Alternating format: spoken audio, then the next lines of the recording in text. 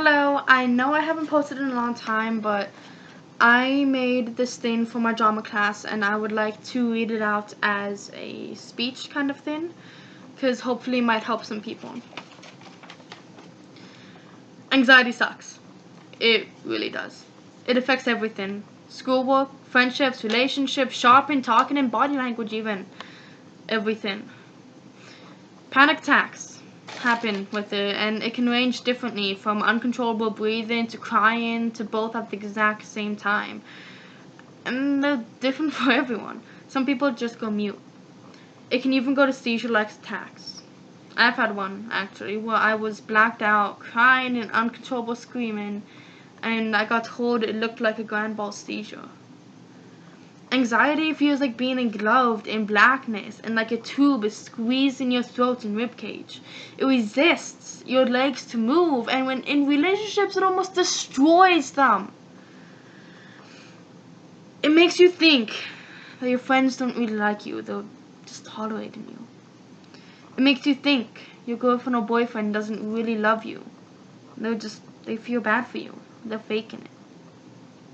It stops you from asking to use the washroom in school because everyone is judging you the second you stand up.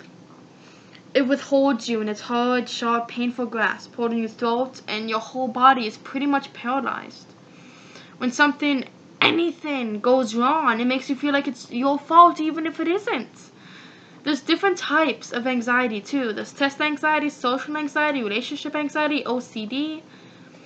Anxiety just doesn't stop at the attacks and how it affects someone. It ranges deeper. It can lead to depression, which can lead to suicidal thoughts, and let's say someone's trying to control it. Anxiety could say, everyone's looking at you. Kill for how you look, how you sit, talk, how you look, how long you're looking at something, because everyone's going to think you're some weirdo who's all drugged up on drugs. And when you get up, everybody's going to be looking at you.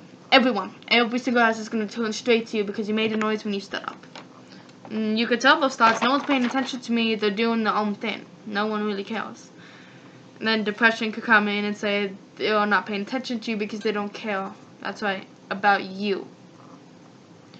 It's a constant struggle, and it's horrible. The thoughts are like cannonballs because if anything tiny links up, it all seems to be true. They hit you harder than Jack Daniels and affect you worse than cigarettes.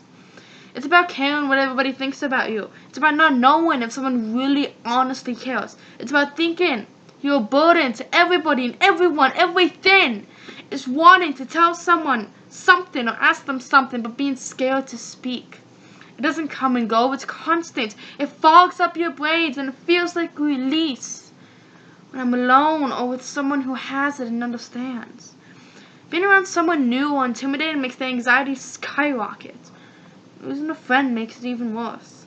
If you see them in the hall, all you want to do is avoid them, and if you see them regularly, it might force you to skip school or class, which will cause grades to drop. It increases the depression like a rocket, shooting from the brain straight to the heart.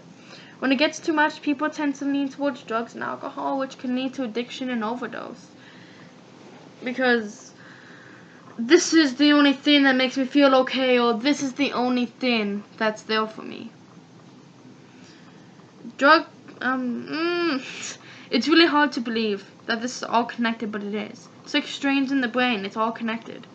I know from experience. I mean, I've been close to overdose and alcohol poisoning, and some days I say I need this cigarette when I'm stressed or depressed, and I have nothing else. Anxiety is the worst thing to be born with, in my opinion. It's not as bad as some other things, but it's still pretty bad. You can never escape it. Pills are expensive and they don't work. Weed is currently illegal in some places, and for someone that comes from a very poor family, it's hard to get. It's a constant battle, and every insult, every mistake, every word triggers it and drags it deeper down to the black pit of pain and anxiety. If I were to draw anxiety, it would be a huge black shadow hovering over me and sometimes pinning me down when I want to speak. Or look, or even move my leg. It's holding it in when you need to pee because then everyone will know you go to the bathroom. It's holding on to an apple core for 45 minutes because you're scared to stand up because people will look at you and know that you eat food. It's hiding when it gets too much because you don't want people to look at you. It's being insecure of your appearance because you don't exactly look like the prettiest or the thickest girl in class, and hating yourself in return for your looks, your body, your voice, everything. It's wanting to dress to impress, but also wanting to hide away, but scared to even do that because people will ask why. And if they don't, you assume they hate you. It's wearing headphones to ignore the thoughts that everyone is judging you. It's come to school stoned or baked so you don't have to have a mental breakdown or an anxiety attack in the middle of class when you're supposed to be learning about things to help you. It's not being able to eat or sleep because you're so anxious over things that probably aren't even true. You know the stereotype that all the bad kids sit in the very back of the class? Well, it's not entirely true. Not all bad kids. A good chunk of them just have anxiety and can't handle the fact that people might look at them, even if they're just glancing up to look at the board. Anxiety is constantly a monster that eats you alive in one way or another, and it's more common than you think. 1 in 4 people in Canada are affected by this at least once in their life. It's 130 million people. You're not alone.